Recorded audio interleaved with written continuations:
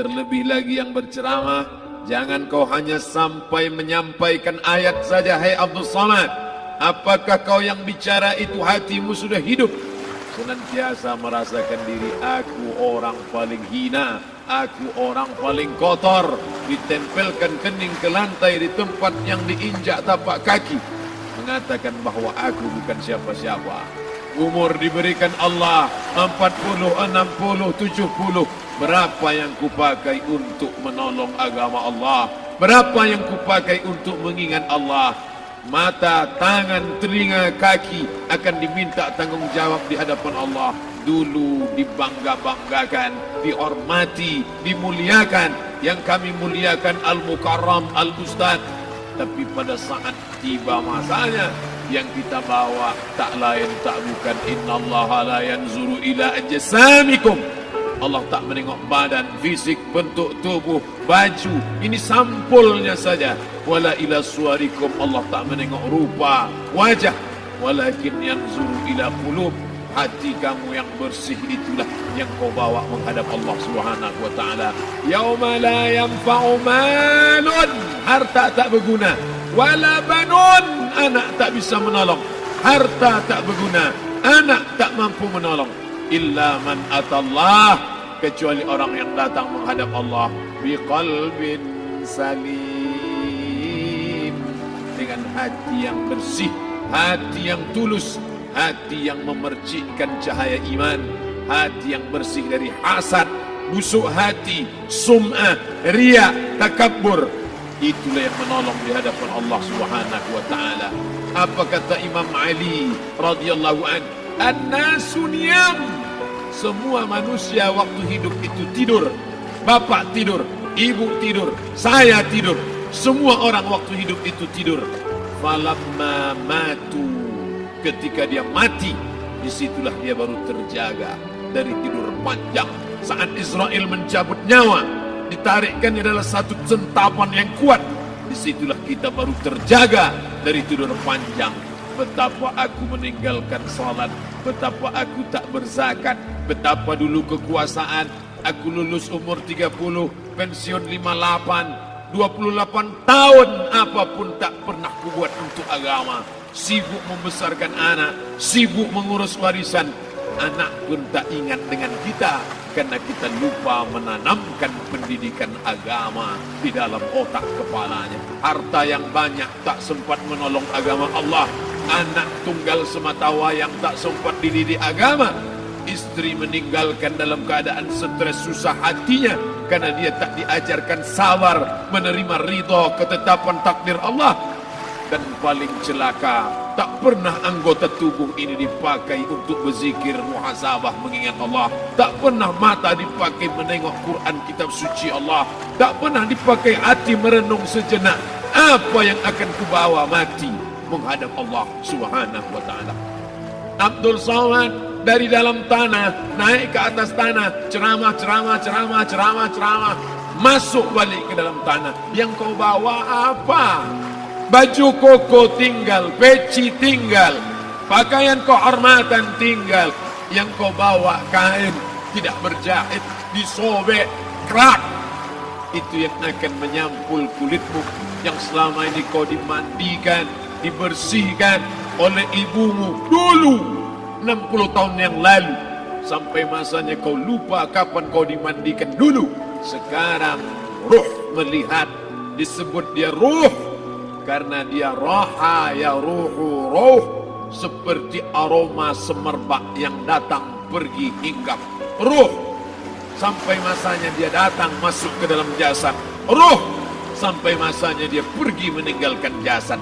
Malam ini dimuliakan Al-Mukarram Haji Abdul Samad LCMA. Kenapa Abdul Samad ini dimuliakan?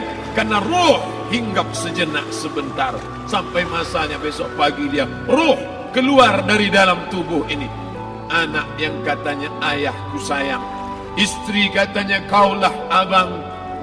Sampai masanya mereka tak lagi mau mendekat. Rumah itu saya yang buat, saya yang mengukurnya. Tapi begitu ruh sudah keluar dari badan, tidak satu pun semeter, sesenti, sejengkal, sehasta ada tempat di rumah itu untuk jenazah bernama jenazah Abdul Somad.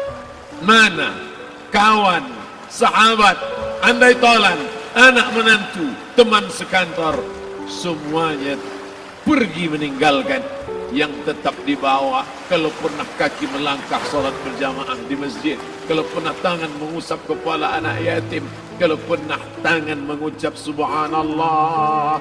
Nanti di akhir tausiah kita akan berzikir, munajat, muhasabah diri, berdoa, mengenang apa yang akan kita bawa menghadap Allah Subhanahu wa taala. Datang malaikat membawa kain kafan dari cahaya, akan menyambut ruh yang mulia. Hadis riwayat Ahmad bin Ambal dalam kitab Al-Musnad, turun malaikat berlomba-lomba membawa kain putih dari cahaya, menunggu ruh akan keluar. Ruh menetes seperti embun di ujung daun. Daun tidak bergoyang, ranting tidak patah. Ruh menetes pelan turun ke dalam kain kafan, dibawa malaikat ke pintu langit. Tak sabar mereka menyambut. Inikah dia yang selama ini berjamaah? Berapa banyak yang masyhur terkenal di bumi, malaikat tak mengenal dia. Ini roh siapa? Tapi ini bukan LCMA, dia bukan ustaz, dia bukan ulama, tapi imannya dalam, kekuasaan dipakai menolong agama Allah. Ruhnya keluar di bawah, semua malaikat mengucapkan salam. Inilah orang yang selama ini kami tunggu-tunggu, catatannya sudah lama. Setiap pagi petang malaikat subuh membawa catatan namanya, malaikat malam membawa catatan namanya. Kami merindukannya. Begitu orang-orang yang masyhur di langit tapi tak dikenal makhluk bumi. Tapi ada sebaliknya, yang rohnya disentapkan, ditarik malaikat dengan begitu tarikan yang sangat kuat. Nabi bertanya saat Isra Mi'raj kepada mereka yang sudah mati ribuan tahun yang lalu, apa yang kalian rasakan? Yang satu mengatakan seperti tebasan pedang di tempat yang sama beratus kali. Yang satu mengatakan seperti kambing yang dikuliti hidup-hidup. Yang satu mengatakan seperti mata kail pancing ditarik dari kulit yang basah. Maka kita berdoa setiap selesai salat, Allahumma hawwin alaina, ringankan kami ya Allah, fi sakaratil maut, di saat sakaratul maut yang amat sangat menyakitkan itu, di saat malam pertama di tempat yang gelap, di tempat yang tak pernah diimpikan oleh orang, tapi kita tetap melewati dan merasakannya. Perlahan-lahan cacing tanah, ular-ulat kalajengking akan menggerogoti kulit yang selama ini dimandikan, selama ini dipakaikan sampo yang mahal, selama ini dioleskan pelembab yang lembut. Tapi ternyata sebelum roh keluar jasad, setelah keluar, dia hanya akan menjadi santapan cacing tanah, hancur berkeping hari demi hari. Yang pertama kali membusuk adalah mata, karena dia berisi cairan. Cairan ini mengering, busuk dan berlubang. Lalu kemudian usus sebulan di dalam tanah, mulai dia menggelembung masuk angin dan dia meletus pecah. Cacing-cacing tanah mulai datang menggerogoti, memakan. Habis, siap tak siap, suka tak suka, kau akan didatangkan. Apa yang akan ditanya oleh Allah? Perbuatanmu, amalmu. Faman ya'mal mithqala dzarratin khairan yarah. Sebesar biji sawi, sebesar ujung rambut, kau aniaya orang, kau makan titik puluh keringatnya. U'tul ajira ajrahu, berikan upah pekerjamu, gaji tukang panenmu, gaji tukang cuci setrikamu. Kau makan, kau tahan 3 bulan, dia tak menuntut, dia senyum, dia hanya mampu mengadu kepada Allah. Tapi titik peluhnya yang keringatnya, air matanya akan kau balas di hadapan Allah Subhanahu wa taala. Di saat itu tak ada siapa bisa menolong. Hari ini uangmu banyak, kau bayar pengacara handal 1 jam 100 juta, bebas tanpa syarat. Tapi di hadapan Allah semua akan bersaksi. Al-yawma nakhtimu ala, lidah yang selama ini pandai bicara dikunci, ditutup Allah taala yang akan bicara. Wa tukallimuna aydihim wa tashhadu arjuluhum, kaki akan bersaksi, tangan akan bicara. Bima kanu yaksibun, yang pernah dilakukan di masa yang lalu. Mata melihat seolah-olah nyata perbuatan itu pernah dilakukan dulu. Kita lupa, kita tak ingat. Tapi catatan malaikat terlalu terang benderang. Wa in kullun lamma jami'ul ladaina muhdarun. Catatan dibaca sampai-sampai orang itu tak percaya. Ma li hadzal kitab, kenapa buku catatan saya ini la yughadiru saghiratan, yang kecil-kecil, wala kabiratan, yang besar-besar, ahsaha, semua tercatat dalam buku catatan yang nyata. Dalam surat Al-Isra apa kata Allah? Iqra. Hari ini kalau dikatakan Iqra, baca Quran, Iqra baca Yasin, malam Jumat Iqra baca surat Al-Kahfi. Tapi sampai hari itu Yasin tak bermakna, Al-Kahfi tak lagi disuruh baca, karena hidup sudah berakhir. Iqra, baca. Apa yang kau baca? Kafa binafsikal yawma alaika hasiba. Baca buku catatan amal. Sampulnya dosa, isinya dosa. Catatan kakinya dosa, sampul penutupnya dosa, bibliografinya dosa. Sampai ia pun tidak percaya, kenapa aku hidup hanya dosa saja. Saat itu dia mendengar teriakan azab, saat itu dia menyaksikan pekikan teriakan sakitnya siksa. Rabbana, ya Tuhan kami, farji'na, balikkan lagi kami ke dunia. Rabbana, ya Tuhan kami, absarna, mata kami sudah melihat azab, wa sami'na, telinga kami sudah mendengar sakitnya pekikan teriakan jeritan. Farji'na, balikkan lagi kami ke dunia. Na'mal salihan, kami ingin amal saleh, kami ingin bantu masjid, kami ingin sekolahkan anak yatim, kami ingin muliakan fakir miskin, kami ingin bantu panti jompo. Farji'na, balikkan lagi kami dunia. Kami ingin salat tahajud, kami ingin tahiyatul masjid, kami ingin puasa sunat. Saat itu penyesalan tak lagi berguna. Na'mal salihan, kami ingin amal saleh.